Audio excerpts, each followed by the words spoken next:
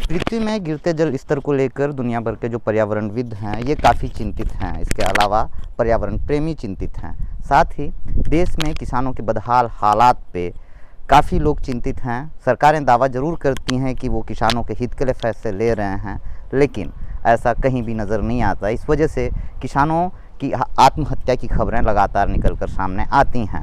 आज मैं बस ऐसे ही निकला था, नेशनल हाईवे में एक युवा से मेरी मुलाकात हुई जो दोपहर की गर्मी में चिलचिलाती धूप में पैदल ही सफ़र कर रहे थे कुछ सामान ढोकर। आज मैं उनसे बात कराऊंगा। ये लंदन से आए हुए हैं और हालांकि ये तो है भारतीय मूल के, लेकिन लंदन में जो है ये काम करते हैं, लेकिन ये बस्तर में अभी जो है पैदल सफ़र तय कर रहे हैं। देश के अलग अलग इलाकों में 2-3 राज्यों में ये घूमेंगे, जैसा ये मुझको बता रहे थे। खैर, क्यों घूम रहे हैं ये, इस पर हम चर्चा करेंगे। नमस्कार, मैं मुकेश चंद्राकर हूँ और आप बस्तर जंक्शन देख रहे हैं। आज मैं बस्तर की नहीं बल्कि लंदन से आए हुए एक युवक के बारे में बात करना चाह रहा हूँ। दरअसल ये मुझको थोड़े इंटरेस्टेड लगे। इतनी गर्मी में जो है दिखाइए ना, इतनी गर्मी में जो है दोपहर की गर्मी है भाई, और इसमें ये पैदल सफ़र तय कर रहे हैं। जब हमारा घर पे जो है पंखे और कूलर में रहना मुहाल हो जाता है, तो ऐसे में आपका पहले तो बस्तर जंक्शन में बहुत स्वागत है। Thank you. शुभ नाम क्या लिखते हैं और पेशे से करते क्या हैं आप? मैं आशुतोष जोशी मेरा नाम है और पेशे से मैं आर्टिस्ट हूँ। अच्छा, कहाँ से आ रहे हैं? मैं आ रहा हूँ अभी तो चिपलून रत्नागिरी से। अच्छा, कहाँ रहते हैं? रहने के लिए मैं हूँ इंग्लैंड में, चेल्टनम करके एक शहर है, वहाँ पे रहता हूँ। वहाँ पे मेरा एजुकेशन वहीं पे हुआ और उसके बाद फिर मैं वहीं पे रह रहा था। मेरा गांव है चिपलून में। अच्छा, तो कितने सालों से आप इंग्लैंड में रह रहे हैं? अब 3.5 साल हो गए। अच्छा, अब क्या करते हैं वहाँ? एग्जीबिशंस करता हूँ और मेरा फोटोग्राफी और पेंटिंग का ये जॉब है। अच्छा, हाँ। इनकम कितना हो जाता होगा? 1-1.5 लाख रुपए, और डिपेंड करता है बिज़नेस के ऊपर। कभी ज़्यादा हो जाता है, कभी कम हो जाता है, कभी 2-3 लाख के ऊपर भी निकल जाता है। अच्छा, मैं देखा आपको इतनी गर्मी में पैदल चल रहे हैं भाई, क्या वजह है? वैसे अभी गर्मी में चलने की कोई वजह नहीं है। हाँ। मैं नॉर्मली रुकता हूँ दोपहर के हीट में, पर अभी मेरे को सिर्फ ये इलाके से थोड़ा बाहर निकलना है। जितना जल्दी करूँ उसकी वजह से मैं दोपहर की हीट में चल रहा हूँ। चलने की वजह है कि मैं डॉक्यूमेंट्री बना रहा हूँ। स्लो डॉक्यूमेंटेशन होता है जर्नलिज्म में, तो वैसे टाइप का स्लो डॉक्यूमेंटेशन कर रहा हूँ ये पूरे सफ़र का, जिसमें किसान आत्महत्या जो होती है और पानी का प्रॉब्लम है जो हमारे यहाँ पे ग्राउंड वाटर लेवल कम हो रहा है, उसके साथ ही जो अलग अलग टाइप की समस्या है जिससे लड़ने के लिए हमारी सरकार बनाई हुई है, पर जो खुद ही नाकाम होकर बैठी हुई है, तो वो देख रहा हूँ, उसके ऊपर लिख रहा हूँ और आगे जाके इसके ऊपर डॉक्यूमेंट्री बनाऊँगा, किताब लिखूँगा। अच्छा, ये पैदल ही क्यों सफ़र कर रहे हैं आप? मतलब आप तो व्हीकल में भी सफ़र करके किसानों से बात कर सकते थे, गिरते जल स्तर की वास्तविक स्थिति को समझ सकते थे। पैदल चलने का क्या मकसद है? नॉर्मली आप देखे होंगे कि कोई पॉलिटिकल पार्टी का लीडर होगा, वो कहीं पे जाके एक छोटे से गांव में जाके फ़ोटो खिंचाता है और वहाँ पे अपना खुद का खाना लेके आता है, उनके साथ बैठता है, खाता है और फिर आगे निकल जाता है। और फिर उसके ऊपर फिर 10-15-50 दिन तक यही चलता है कि देखो ये लोग कैसे बैठे। पर आप उन लोगों को समझ ही नहीं पाओगे अगर उनमें आप असलियत में उनके साथ नहीं रहोगे, उनके घर पे नहीं रहोगे, उनकी हालात आप पास से नहीं देखोगे, तो आप उनको समझ नहीं पाओगे। गाड़ी से जाते हैं तो होता कैसे है कि गाड़ी से निकलते टाइम पे हमारी एक इमेज बनी रहती है कि ये बड़ा ऑफिसर बाबू है, कहीं से आया है। अगर गांव में आप गाड़ी लेके अभी भी जाओगे, यहाँ से आ रहा था मैं, उस गांव में हार्डली एक 3-4 टू व्हीलर थी, उसके ऊपर कुछ नहीं है। तो वहाँ पे ये एक इमेज बन जाती है आपकी कि आप कोई बड़े ऑफिसर बाबू है जो बाहर से आए हुए हैं। तो अकेले निकलते हैं तो उस टाइम पे उतना एक जान पहचान बहुत अच्छे से बनती है और उसके साथ ही एक लगाव बनता है। पैदल जब चलते हैं तो पैदल चलते हैं तो मतलब लोग सहज नहीं हो पाते हैं आपसे, मतलब तुरंत जो है आपसे चीज़ें शेयर करने नहीं लगते हैं।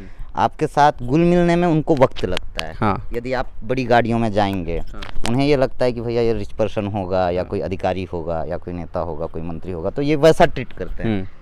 वो अपनी जो मूल समस्या है उससे आपको अवगत नहीं करा पाएंगे। नहीं, वो बताते ही नहीं है, क्योंकि उनको प्रॉब्लम ये होता है ना कि कोई बड़ा आदमी आता है तो उनको अच्छी चीज़ें क्या है वो बताते हैं, पर वो बुरी चीज़ें जो भरी पड़ी है वो बिल्कुल बात नहीं करते उसके ऊपर। अच्छा।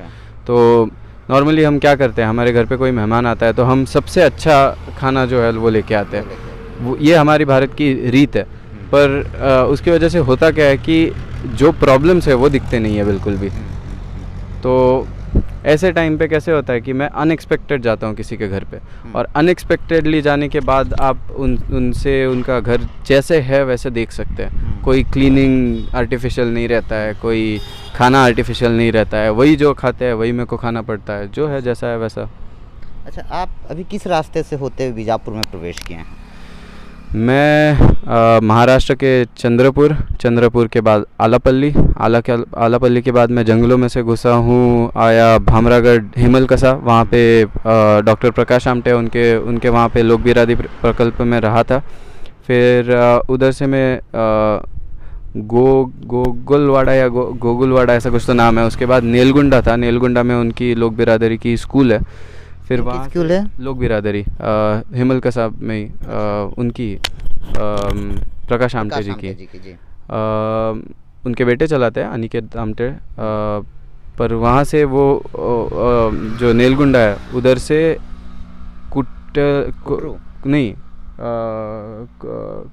कुटलगी या ऐसा कुछ तो नाम है, वो साइड में मैं इंद्रावती नदी नाव से पार किया। ये सब नाव में डाला था मैंने, और एक बंदा था जो नाव खींच रहा था, और उसके साथ में लकड़ी वाले नाव पे उस पे पार की। और फिर अब आप महाराष्ट्र पार करके छत्तीसगढ़ की सीमा पे प्रवेश कर हाँ, चुके, नदी पार कर हाँ। तो जी। और उसके बाद फिर पूरा जंगल एरिया था, वहाँ पे कोई रोड नहीं, कुछ नहीं था। तो ट्रैक्टर से बनाए हुए तेंदुपत्ता लेके जाने वाले ट्रैक्टर से बनाए हुए नक्सलियों के इलाके में घूम रहे थे बॉस। हाँ, मैं प्रॉपर मतलब नक्सलाइट एरिया में ही था। कि मैं जब बेदरे पहुँचा तो पहले तो पुलिस वाले शौक थे कि यहाँ पे अकेले आप कैसे आ गए, कि यहाँ पे आना पॉसिबल नहीं है। तो शक की नज़र से नहीं देखे पुलिस वाले? हाँ।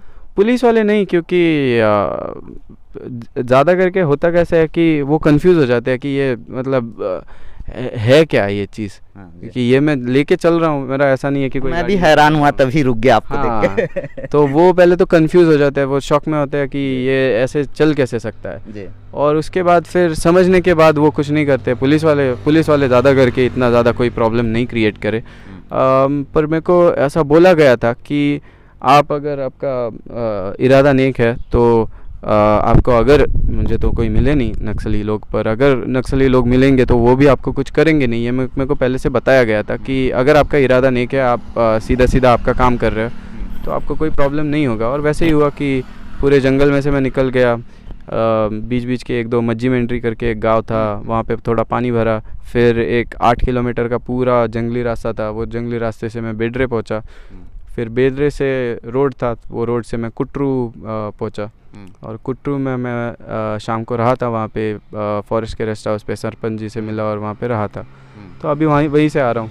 अच्छा, और कहाँ तक का आपका ये सफ़र रहेगा? मैंने स्टार्ट किया था उस टाइम पे, मैं बोला था कि जगन्नाथपुरी जाना है, पर अभी मेरा रोड बहुत अलग हो गया, क्योंकि नागपुर से जाने वाला था मैं राजनांदगांव करके, पर अब मैं नीचे से जा रहा हूँ, हिमलकसा वगैरह हो गया। तो एक 300-400 किलोमीटर का एक रास्ता अलग हो जाएगा। तो देखते हैं, अब जगदलपुर में जाने के बाद समझेंगे कि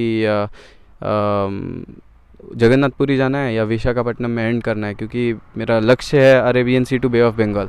तो विशाखापट्टनम भी बे ऑफ बंगाल में आ जाएगा, तो देखते हैं। देखिए, दुनिया में गिरते हुए जल स्तर को लेकर तो सभी परेशान हैं, लेकिन आपकी एक चीज़ मैं समझना चाहता हूँ। आप तो रहते हैं इंग्लैंड में, तो इंडिया के जो किसान हैं इनकी इतनी ज़्यादा फिक्र क्यों है, जबकि इंडिया की गवर्नमेंट को इतनी फिक्र नहीं है?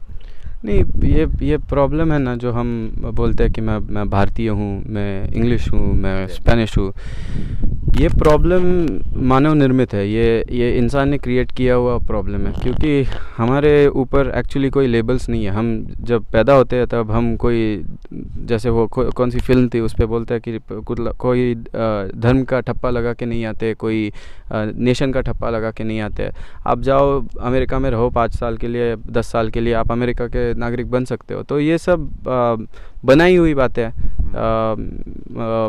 इन दी एंड मुझे यही दिखता है कि ये सब लोग जितने भी है वो सब हम इंसान हैं और एक लगाव ये धरती से है, ये ज़मीन से पहले से है, क्योंकि यहाँ पे मैं वहाँ पे जाने से पहले मैं बहुत इंडिया में ट्रैवल किया हूँ, एक तमिलनाडु, आंध्र प्रदेश वगैरह वो सब छोड़ के पूरा ट्रैवल किया इंडिया में, नेपाल में। तो मुझे इसकी परिस्थितियाँ पता है ये जगह की। और जो यहाँ का किसान है वो बहुत बहुत बहुत ज़्यादा बैकवर्ड है, जबकि हमारे जो सिटीज़ है वो बहुत फॉरवर्ड हो गए हैं ऑलरेडी।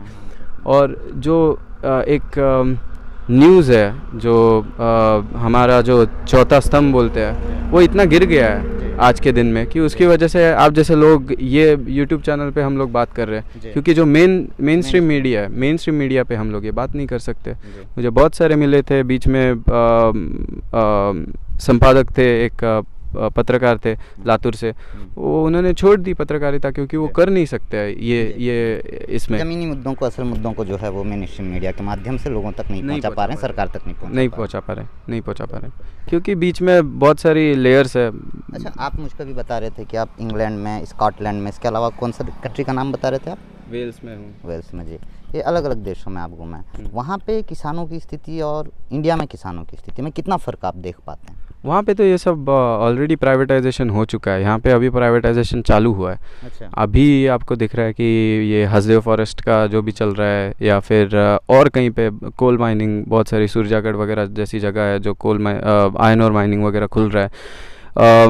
किसान जितने भी है वो छोटी छोटी किसान है हमारे यहाँ पे। वहाँ पे वैसा नहीं है, वहाँ पे खुल्ला पूरी खेती है। एक आदमी कुछ 1000 एकड़ 2000 एकड़ की फार्मिंग उसकी रहती है। अच्छा। ज़्यादा करके लेबर जो भी आते हैं वहाँ पे वो रोमेनिया वगैरह से आते हैं, और वैसे ही वहाँ पे खेती होती है वहाँ पे। और कोई प्राइवेटाइजेशन से यहाँ के किसानों को नुकसान होगा या फ़ायदा होगा? इसका आंसर मेरे पास है नहीं, क्योंकि आज तक जहाँ पे भी प्राइवेटाइजेशन हुआ है वहाँ पे प्रोग्रेस तो लिखित तौर पे प्रोग्रेस बहुत है, पर कल्चरल डिग्रेडेशन है, वो कल्चरल एथनोसाइड है वो, कि उनके जितने भी रिवाज है, जैसे वो काम करते हैं, वो दोनों को एक साथ लेके बढ़ना चाहिए। अगर टेक्नोलॉजी आ रही है, प्राइवेटाइजेशन हो रहा है और बाकी की चीज़ें, नई चीज़ें आ रही है, तो ये भी चीज़ें बढ़नी चाहिए, पर वो नहीं होती है। वो दोनों एक साथ लेके आगे नहीं बढ़ा जाता है और एक ही चीज़ को आगे प्रमोट किया जाता है। अब जैसे मैं देख रहा हूँ कि यहाँ पे जो बीज है, एटलीस्ट महाराष्ट्र में, वो सब का सब पूरा का पूरा बीज आ रहा है बाहर की कंट्रीज से, सब हाइब्रिड है। तो वो लोग बोलते हैं कि हम लोग जो पहले अनाज जो उगाते थे वैसे टाइप का हमें आज मिल नहीं रहा, क्योंकि जो हम बीज डाल रहे हैं उसके लिए हमको हाइब्रिड बीज के लिए हमको उतना ज़्यादा पेस्टिसाइड यूज़ करना पड़ता है। असल में वो स्वाद भी नहीं रह जाता। नहीं, बिल्कुल नहीं। तो ये बहुत फ़र्क है। और वहाँ पे तो आपको टेस्को है, एलडी है, लिडल है, तो वहाँ पे हमारे यहाँ पे कैसे बाहर कहीं पे जाओ तो वहाँ पे टमाटर मिल जाएंगे, आलू मिल जाएंगे, वहाँ पे वैसे नहीं है। वहाँ पे प्राइवेटाइजेशन इतनी अलग लेवल पे है कि बड़े बड़े स्टोर रहते हैं, वो स्टोर के अंदर ही आपको सब कुछ चीज़ें मिल जाती है, एक ही इंसान का पूरा प्रॉपर्टी वो। तो वहाँ पे आपको टमाटर तो दिखेंगे, दिखने में टमाटर है, पर खाने जाओगे तो उसमें कोई टमाटर की टेस्ट नहीं है। तो वो पूरा का पूरा हाइब्रिड सीड है और हाइब्रिड पूरा का पूरा बना हुआ प्रोडक्ट है। दिखने में वो आलू है, पर असलियत में वो एक सिर्फ केमिकल का कंबाइन किया हुआ एक मिश्रण है और कुछ नहीं है। अच्छा, आप इससे पहले, हालांकि आप तो पड़ोसी प्रदेश से हैं हमारे, महाराष्ट्र से, बस्तर के बारे में तो सुना होगा। बस्तर आना हुआ था कभी आपका? नहीं, कभी नहीं। क्या सुनते थे आप बस्तर के बारे में? बस्तर की खूबसूरती के बारे में सुनते थे, यहाँ की परंपरा, यहाँ की संस्कृति, या नक्सलवाद? सिर्फ नक्सलवाद और कुछ नहीं सुना था यहाँ पे। अच्छा, तो अब जब आए हैं तो आपका वो नज़रिया थोड़ा सा बदला या फिर? बहुत अलग है ये। मतलब मैं इतना अभी तो इतना जो भी चला हूँ उससे इतना प्रभावित हूँ ये एरिया से, क्योंकि लोग इतने पुरानी सभ्यताएं, परंपराएं वो लेके अभी तक बैठे हैं, चल रहे हैं। ये बहुत बड़ी बात है कि ये सब पूरा ख़त्म हो गया। एटलीस्ट महाराष्ट्र जैसे साइड में ये तो पूरा ख़त्म होने आया है, और यहाँ पे तो लोग अभी तक ये लेके बैठे हैं और वैसे ही आगे बढ़ा रहे हैं। ये बहुत अच्छी बात है। मैंने देखा है ये पूरा एरिया से कुट्रू वगैरह साइड से आ रहा था, तो वहाँ पे अभी तक वो पुराने घर हैं, गांव में वही ये बाम्बू के इससे सब बना हुआ रहता है, वो बहुत अच्छी चीज़ है, वो बढ़ावा देना चाहिए, पर वो नहीं होता है। पर वो यहाँ पे है। समस्या ये है ना कि जैसे सड़क पहुंचेगी, सड़क के साथ शहरीकरण भी पहुंचेगा। जब शहरीकरण पहुंचेगा तो उनकी जो परंपरा है ना वो दूषित हो जाएगी, वो भी जो है ना आधुनिकता के साथ जुड़ जाएंगे। हाँ, तो फिर उनकी परंपरा तो वहाँ खत्म हो जाएगी। वो ख़त्म हो जाएगी। पर वो उससे भी ज़्यादा प्रॉब्लम सिर्फ शहरीकरण के नहीं है, क्योंकि शहरीकरण तो स्कॉटलैंड जैसे साइड में भी हुआ है, पर वहाँ पे उन्होंने अपना बैक पाइप वाला या वो लो स्कर्ट वाला जो परंपराएं हैं वो अभी तक ज़िंदा है, वहाँ पे हेरिटेज अभी तक ज़िंदा है।